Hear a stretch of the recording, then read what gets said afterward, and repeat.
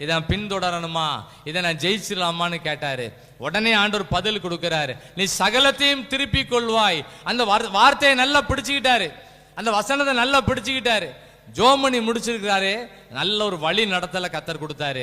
நம்ம ஜெபத்திலே நல்ல வழி நடத்தல தருவார். ஆமேன். ஒரு ஜோமணி நம்ம எல்லாரும், ஆண்டவரே நான் ஜெபிக்கும் போது நல்ல வழி நடத்தல் கிடைக்கட்டும், நான் ஜெபிக்கும் பொழுது பதில் கிடைக்கட்டும் ஆண்டவரே, நான் எந்த குறிப்புகளுக்காக ஜெபிக்கிறோமோ அந்த காரியங்களுக்கு நல்ல பதிலை கத்தர் நீர் கட்டளையிட வேண்டும் என்று நாங்கள் ஜெபிக்கிறோம்.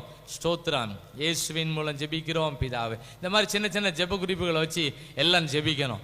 வசனம் வாசிக்கும் போதே ஜெபிக்கணும், வசனம் வாசிட்டு இருக்கும் போதே ஜெபிக்கணும், செய்திகளை கொடுக்கும் போதே மனசுகளை ஜெபிக்கணும். ஆண்டவர் இந்த வசனத்தின் மூலமா என்ன வழி நடத்துங்க, இந்த வசனம் எங்க வாழ்க்கையில நடக்கட்டும். எல்லாரும் களத்துல நல்லா இறங்கிட வேண்டியதான். இது ஒரு கடைசி காலம், நம்ம நல்லா ஜெபிக்கிறவங்களா மாறிடணும்.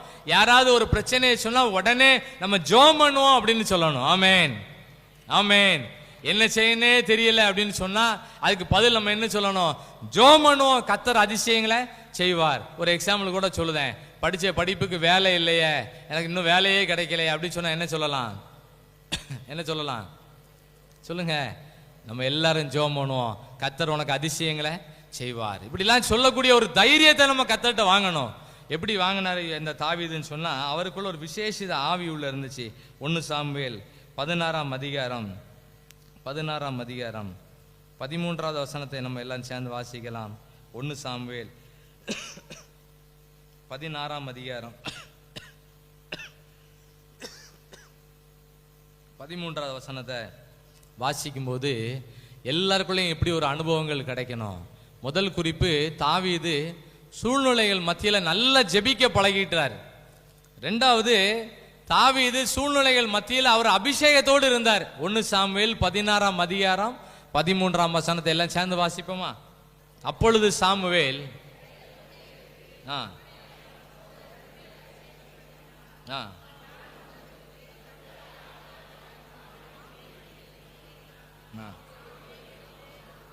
ஊழியர்கள் வருவாங்க போயிடுவாங்க, ஊழியர்கள் வருவாங்க போயிடுவாங்க. இங்க இருக்க நீங்களும் இங்க சபையில் இருக்க ஒவ்வொருவரும் எந்த கிருபையில் இருக்குன்னு சொன்னா, பரிசுத்த ஆவியானவர் தாவீதின் மேல் அந்நாள் முதற்கொண்டு கர்த்தருடைய ஆவியானவர் தாவீதின் மேல் வந்து இறங்கி பெர்மனண்டா இருந்தார். ஆமேன் ஆமேன்.